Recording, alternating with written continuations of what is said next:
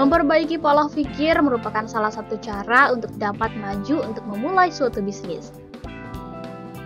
Pola pikir apa yang dimiliki anak muda untuk mulai berbisnis? Ketika kita mau mulai berbisnis, yang pertama kita harus perbaiki adalah satu, benar mindset. Yang kedua, lingkungan dan circle kita.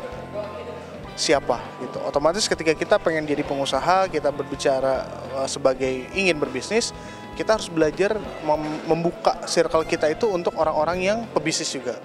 Karena ketika kita ibaratnya mencoba berbisnis tapi kita tetap di lingkungan yang ibaratnya notabene bukan pebisnis, otomatis kita nggak pernah mendapat ilmu, kita kurang relasi, kita kurang networking, kita kurang knowledge, kita kurang sharing dengan orang-orang yang lebih berpengalaman di bidang usaha. Gitu. Makanya kita perbaiki dulu dari mindsetnya. Oke, kita tadinya mungkin teman-teman sekarang ada yang bekerja di perusahaan, kita perbaiki dulu mindsetnya. Ketika bekerja kita mendapatkan gaji setiap bulan, tapi ketika berbisnis kita mengorbankan pendapatan kita setiap bulan untuk sesuatu yang lebih besar di masa yang akan datang. Otomatis perjuangan berat, makanya kita nggak mungkin ibaratnya tanpa kita bisa dapat ilmu dari orang lain. Dapat ilmunya dari mana? Otomatis dari circle terdekat kita. Circle kita siapa? Itu yang harus diperbaiki kemudian. Adalah circle-circle pengusaha, orang-orang yang lebih senior di bidang usaha, ya kan, yang usahanya sudah besar, yang usaha-usahanya sudah matang. Kita belajar dari mereka, kita berguru sama mereka apa yang harus kita perbaiki ketika kita di fase ini, karena mereka circle-circle orang-orang yang sudah matang ini, mereka sudah melalui fase yang kita lalui. Di situ kita banyak belajar. Otomatis resiko kita untuk gagal itu lebih kecil. Seperti itu. Dalam menjalani sebuah bisnis tentu memiliki kerumitan masing-masing. Namun, hal tersebut bukanlah sebuah hambatan yang berarti, melainkan sebagai wadah untuk proses pendewasaan dalam mengelola berbagai hal seperti pikiran dan emosi. Bagaimana tingkat kerumitan pada bisnis yang Anda jalani? Itu tantangannya adalah ketika kita perusahaan yang menuju kategori perusahaan medium enterprise ya, atau perusahaan skala menengah, otomatis kompleksitas masalahnya lebih rumit. Pertama, mulai dari sistem operasi yang harus kita tetap kembangkan, kita tetap inovasi, strategi marketing yang berbeda dengan cara kita dulu ketika kita masih 1 cabang atau 2 cabang dengan 300 cabang, strategi marketing harus dirubah gitu kan. Dan yang terakhir adalah mengelola people, karena mengelola orang itu lebih sulit daripada mengelola benda mati. Otomatis kita anak-anak muda ini tantangannya adalah bagaimana berpikir dewasa di usia yang sangat muda. Karena tim kita belum tentu semuanya lebih muda daripada kita. Tim kita tuh mungkin ada yang usianya 10 tahun di atas kita, ya kan? Dan itu yang kita di situ agak sulit, dalam arti kita harus belajar banyak, karena kita harus belajar berkomunikasi, belajar melid tim yang notabene ada beberapa orang yang mungkin usianya jauh di atas kita.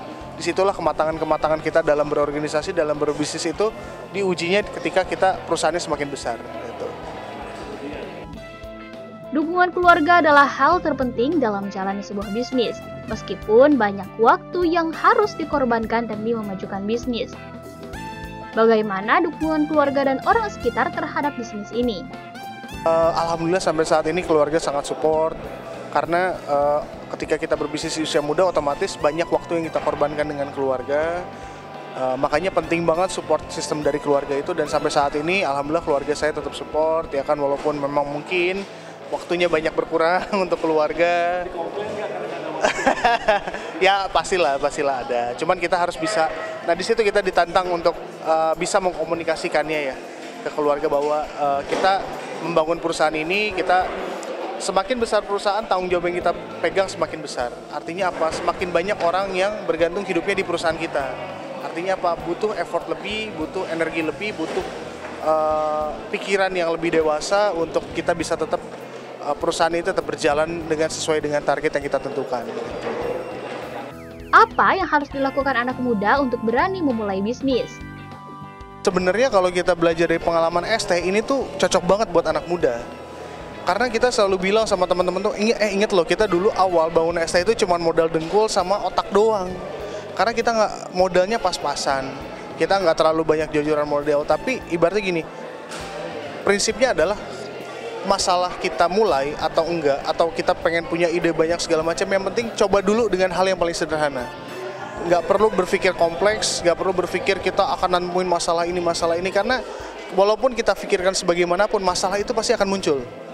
Mau kita punya antisipasi segimanapun, pasti akan masalah itu pasti akan muncul gitu. Otomatis daripada cuma dipikirin, mendingan jalanin gitu kan. Di situ lebih banyak ilmu yang bisa kita pelajari ketika kita menjalani itu. Jalanin aja dulu gitu kan. Apa harapan Anda ke depannya?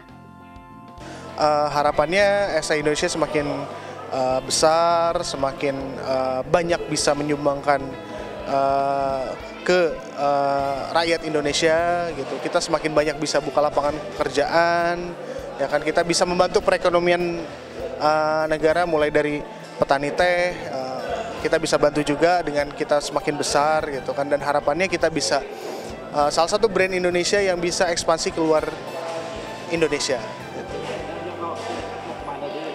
Ya mungkin harapannya bisa di Asia atau Asia Tenggara dulu deh gitu kan, dalam waktu dekat, doain aja.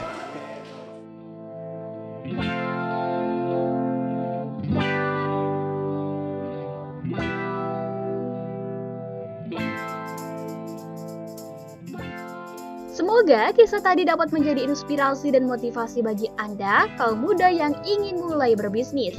Saksikan terus program Muda Berbisnis setiap hari Sabtu dan Minggu hanya di Badar TV. Wassalamualaikum warahmatullahi wabarakatuh.